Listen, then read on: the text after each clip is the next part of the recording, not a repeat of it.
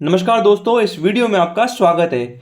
आज मैं आपसे एक ऐसे बिजनेस आइडिया के बारे में डिस्कस करने वाला हूं जो आपको कम इन्वेस्टमेंट में एक अच्छा प्रॉफिट कमा के दे सकता है। आज मैं आपको बताने वाला हूं एक ऐसा बिजनेस आइडिया जो 2025 या आने वाले समय की ज़रूरत और ट्रेंड के हिसाब से बिल्कुल फिट है, जो कम निवेश में हाई ग्रोथ वाला और लगभग हर छोटे या बड़े शहर में चलने वाला बिजनेस आइडिया है। तो आज जिस बिजनेस आइडिया के बारे में बात करने वाला हूं, उस बिजनेस आइडिया का नाम है hyper local personal finance consultancy.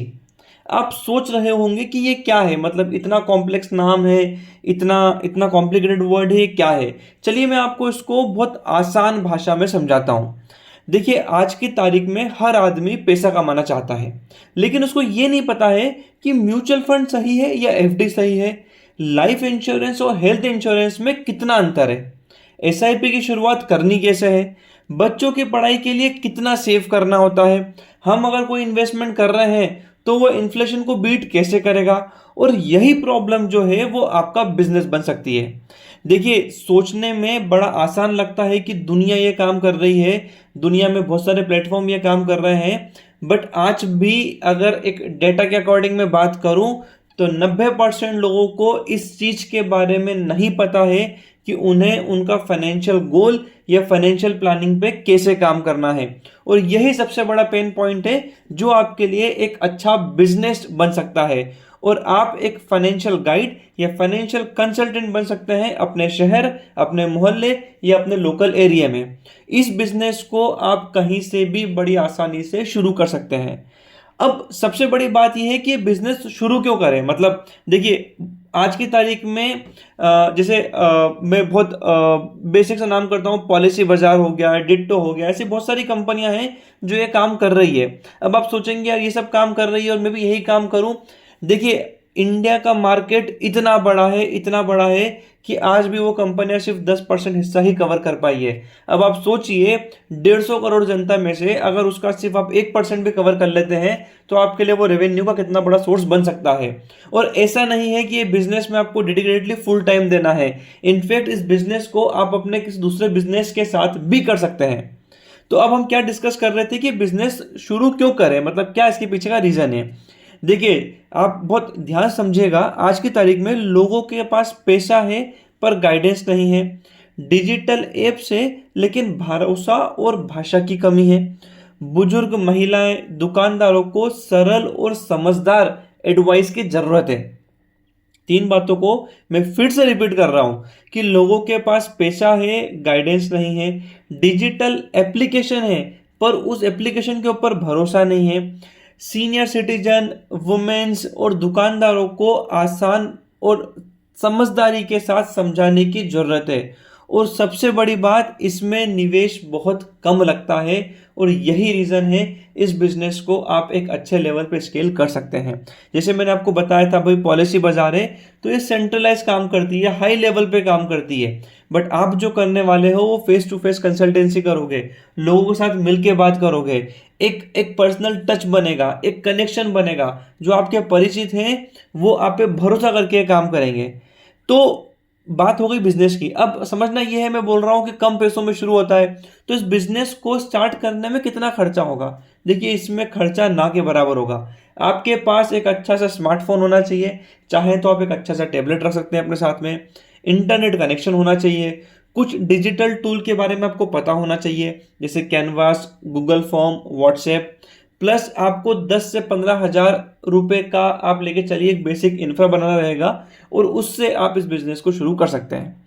अब बात तो ये हो गई कि यार चलो मैं बिजनेस शुरू भी कर लूंगा, मैं फाइनेंशियल एडवाइस देना भी शुरू कर दूंगा, इसमें पैसा आप कमाएंगे कैसे। देखिए, इस बिजनेस की खूबसूरती या खासियत ये है कि यहाँ पे कमाने का कोई एक सोर्स नहीं है, आपके पास मल्टीपल सोर्स है। पहला सोर्स, आप किसी भी एक बड़ी ब्रोकिंग एजेंसी की फ्रेंचाइज ले सकते हैं, चाहे आप एंजल वन ले लें, चाहे आप मोतीलाल ओसवाल ले लें, जो आपको ठीक लगता है आप बोल सकते हैं। सेकंड चीज, आप किसी भी एक अच्छे प्लेटफॉर्म का इंश्योरेंस सर्विस ले सकते हैं, जैसे LIC हो गया, ICICI हो गया, आप उसी का ही हेल्थ इंश्योरेंस ले सकते हैं, उसी की ही आप इन्वेस्टमेंट सर्विसेज ले सकते हैं। ये हो गया हमारा फर्स्ट पॉइंट। सेकंड पॉइंट, आप इस चीज के लिए डायरेक्ट फीस भी चार्ज कर सकते हैं, जैसे 99 रुपीस या 499 रुपीस, या कोई पर्सनल प्लान जिसमें आप एक इंसान की पूरी एक फाइनेंशियल प्लानिंग करके देंगे। तीसरा, इन्वेस्टमेंट का काम, इसमें आप ऑनलाइन वर्कशॉप या कोर्स सेल कर सकते हैं, जहां पर आप 10 से 50 लोगों को एक साथ फाइनेंशियल प्लानिंग सिखा सकते हैं। देखिए, ये सारे मल्टीपल सोर्स हैं। और चौथा जो मैंने आपको बताया था, लाइफ और हेल्थ इंश्योरेंस से आने वाला कमीशन। तो आप मल्टीपल तरीके से पैसे कमा सकते हैं, क्योंकि एक बार जब आप सीखना शुरू करेंगे तो आपका नॉलेज बढ़ेगा धीरे धीरे। जैसे जैसे आपका नॉलेज बढ़ेगा, आप ये नॉलेज मल्टीपल लोगों के साथ में शेयर करेंगे और वो भी एक इनकम का सोर्स बन जाएगा। अब होता क्या है कि इसमें आपको किसको टारगेट करना है। देखो, मैं फिर से वापस वही बात रिपीट कर रहा हूं। हो सकता है आपके दिमाग में एक मेजर पॉइंट आएगा कि बहुत से लोग ये काम कर रहे हैं, बट आज भी यार, आज भी ट्रस्ट कीजिएगा, इस मार्केट के अंदर एक बहुत बड़ा सेगमेंट है जो कवर करना बाकी है। क्योंकि अभी भी ये जो काम हो रहा है, ये हाई लेवल पे, हाई स्केल पे हो रहा है। जो 1-to-1 होता है, फेस टू फेस होता है, एक अच्छे लेवल पे फाइनेंशियल प्लानिंग होती है, आज बहुत कम है उस चीज की। और आज की तारीख में यूएस में लोग फाइनेंशियल प्लानिंग का, यकीन मानिएगा, एक एक पर्सन की फाइनेंशियल प्लानिंग के 5 से 7 हजार डॉलर तक पे करते हैं। तो अब आपका यहाँ पे टारगेट ऑडियंस कौन सी रहेगी? देखिए, आपको कवर करना है जो एक जॉब वाला पर्सन है, सेकंड एक शॉपकीपर है, थर्ड एक हाउसवाइफ है, फोर्थ एक रिटायर्ड पर्सन है, फिफ्थ एक कॉलेज स्टूडेंट्स है। ये सारे वो लोग रहेंगे जिनको इस चीज़ के बारे में आइडिया भी नहीं है, जो इस चीज़ से अवेयर भी नहीं है। आपको बैठ के या सेमिनार लेके अच्छे से इसके बारे में समझाना है और बताना है कि फाइनेंशियल प्लानिंग की इंपॉर्टेंस क्या होती है। अब आपको यह भी समझना पड़ेगा, जो बार बार मैंने बात की थी, कि आपके कॉम्पिटिटर इसके अंदर कौन रहेंगे। देखिए, याद रखिएगा कि हर बिजनेस का कॉम्पिटिटर मार्केट में है। ये कोई बहुत इनोवेटिव या बहुत रॉकेट साइंस नहीं है, बट ये वो बिजनेस आइडिया है जो कम इन्वेस्टमेंट से आपको एक अच्छी इनकम दे सकता है। अब मैं कॉम्पिटिटर की बात कर रहा था, तो बहुत सारी एप्लीकेशन है, जैसे grow, ET money, IND money. बहुत सारे आपको मार्केट में एजेंट्स मिलेंगे, जैसे एलआईसी के, पोस्ट ऑफिस के एजेंट्स मिलेंगे जो डायरेक्टली कंपनी सेल करते हैं। आपको से बताया था मैंने, पॉलिसी बाजार, कुबेरा, डिट्टो इंश्योरेंस, ऐसी बहुत सारी चीज़ें हैं जो आपके ये कॉम्पिटिटर रहेंगे। लेकिन आप समझिएगा, इनका बताने के तरीके में और आपके समझाने के तरीके में ज़मीन आसमान का फ़र्क आएगा। क्योंकि ये बात करेंगे एक एक टफ इंग्लिश में, एक प्रोफेशनलिज्म में, बड़ी बड़ी बातें करेंगे। नहीं, आपका तरीका होना चाहिए सिंपल लैंग्वेज में समझाना, एक लेमन टर्म में समझाना कि क्या इसकी ज़रूरत है और क्या इसके अंदर आपको फ़ायदा हो सकता है। अगर मैं आज के मार्केट की कंडीशन की बात करूं, तो 2025 में म्यूचुअल फंड एसआईपी में 20,000 करोड़ से ज़्यादा निवेश हुआ है। और हर साल ये जो इन्वेस्टमेंट है एसआईपी के अंदर, ये 5% से बढ़ने वाला है। मैं अगर 5 भी ना पकड़ूं तो करीब करीब 3% से ये इन्वेस्टमेंट बढ़ने वाला है। और अगर समय के साथ सब कुछ सही रहा तो शायद ये रेशियो बढ़ भी सकता है। हर मिडिल क्लास आदमी अब पैसा सेव नहीं, इन्वेस्टमेंट करना चाहता है। पहले होता था कि उसे सेव करना है, उसे एफडी करनी है, उसको एलआईसी करनी है। नहीं, ट्रेंड बदल चुका है। जेनजी, आज के जो लोग हैं, वो सिर्फ और सिर्फ इन्वेस्टमेंट में बिलीव करते हैं। उन्हें पता है कि बैंक में सिर्फ 3% मिलता है, एफडी में 6%। अगर वो सही जगह इन्वेस्टमेंट करेंगे तो उनको 10%, 12%, 15% तक रिटर्न आराम से मिल सकता है। एलआईसी और एफडी अब पीछे छूट रहे हैं, लोग स्मार्ट ऑप्शन ढूंढ रहे हैं। और इसीलिए ही मेरी नज़र में 2025 का ये सबसे खूबसूरत बिजनेस आइडिया है।